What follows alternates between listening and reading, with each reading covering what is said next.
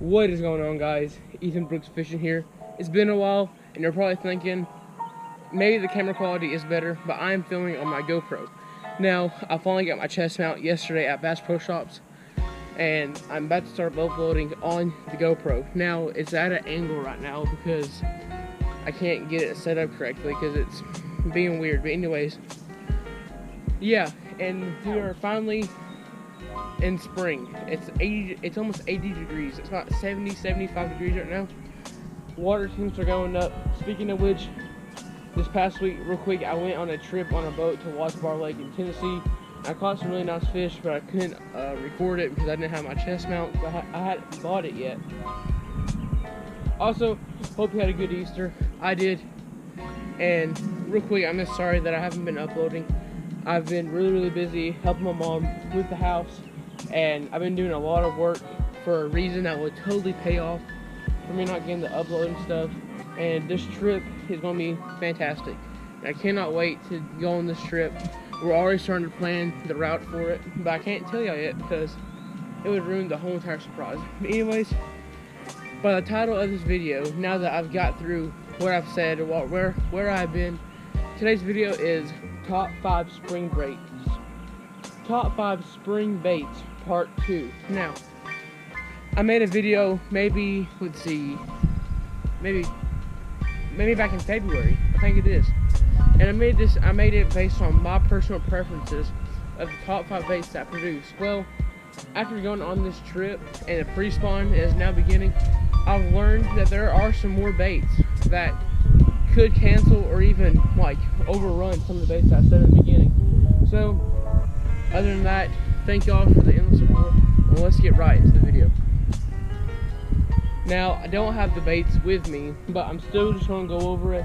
And yeah, so the first bait that we used, and it was very crucial to this trip and what I learned about pre-spawn and spawn, is a lipless crankbait. Now, I may have said it in the past video, I'm not sure though. A lipless crankbait is deadly. We were throwing them, getting tons of hits off points, secondary points, and it was just a fantastic way to catch these fish. We're not catching a ton, but the fish that we're catching were close to 15 inches, and they were decent sized fish in my opinion. And the lipless crankbait, we were throwing more of a shad representation because the main forage around here is actually shad, so we had to throw that type of forage. And there ain't much else I can say about that bait except, guys, go to your local retail shop, Bass Pro Shops, all that, and go pick you up a lipless crankbait. Preferably, we were using Strike King lipless crankbaits. They retail for like $6.49, I think. Good all-around bait. And the second bait I'm gonna go over is a jerk bait. Now, when I say these baits, I'm also adding these to part 1. So I'm not changing up all the baits. This is like a part 2 of baits that I like to use in pre-spawn. And this bait is really just made for pre-spawn, and it's a jerk bait. And I was using a Rapala Shadow Wrap 11 jerk bait. And I don't remember the color. It's kind of a darkish and like navy. Can't really explain it, but we were killing them on jerk baits, guys. These fish are moving in from the bottom. They're going to see these suspended jerk baits, and they're going to go crazy. They're going to see that bait flickering, and it's going to look like a dying or injured fish. That's an easy meal for a fish. Now, other than that, in the spawn, you're probably not, I mean, you may get it, but on beds, they're not going to hit that much, and you're going to have to throw more baits that could potentially get those fish. And that's where I'm going into bait number 3. Bait number 3 is going to be like the last video, and it's going to be a shaky head. Bed fishing, I have caught who knows how many fish, whether it be on beds or out still moving in. A shaky head is a crucial bait. Just like I'm about to say this, my friend Chase that I went with, he caught his personal best smallmouth up on the bank on a point with a shaky head, and it was a 4-pound 10-ounce smallmouth, which I will link the picture right now. Okay, so you probably saw that fish. That fish was humongous. Well, in my opinion, because I've never seen a fish that big caught smallmouth flies. And yes, guys, in your tackle box, you always want a shaky head, whether it be a shaky head crawl, which I prefer throwing, or a trick worm. Removing that bait across that bed, it's going to look like something is predating on those eggs, and that's going to trigger fish crazily. crazy. So going into bait number 4, and there's going to be another type of moving bait. I like throwing chatterbaits.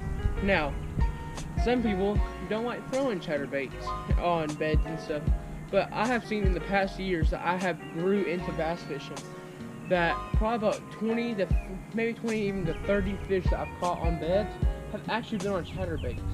And there's a certain way that I do this, and it's actually kind of a twitching technique. I don't just go straight by it. I actually like kind of working it towards the bottom, giving it kind of that moving technique. I froze for a second. Giving it just that little twitching, and it's going to look like a dying fish, maybe even moving into the bed, and that can also trigger a bite on the fish.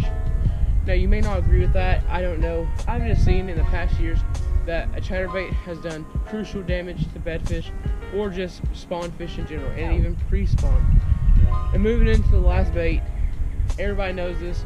This is kind of a two-part, and if you are a bed fisherman, a crucial bed fisherman, the crawl.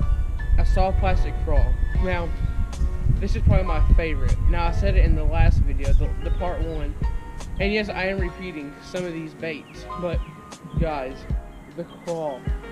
Now, if you go watch, let's say, flare lunkers, I'm just saying, they know what they're doing, and they're throwing these white crawls. And what they do is bed fishing, you're gonna see these white crawls, and it's an easy way to see your bait get taken. Crawls, they feed on eggs in the spring. That's their main meal.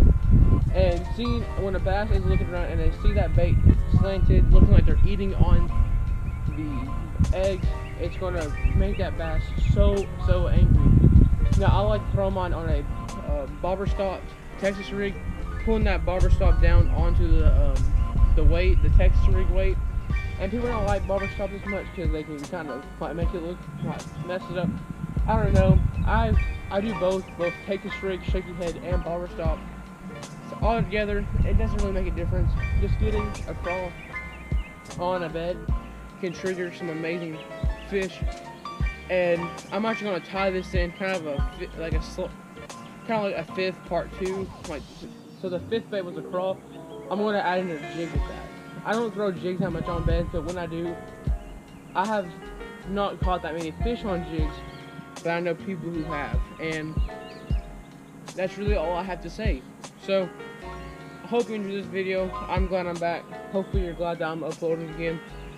I don't know how this video is going to turn out, just because I am going to be using an editing software on my computer, so the video probably isn't going to be the best, just because it's my first time editing on the computer, but I don't know.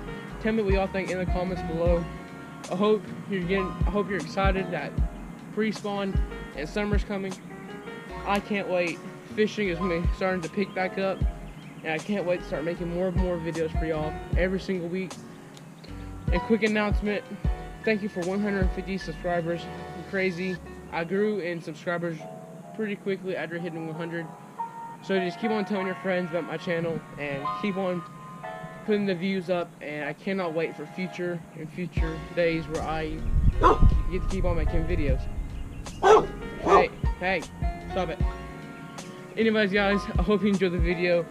As always, tight lines. And thank you for watching.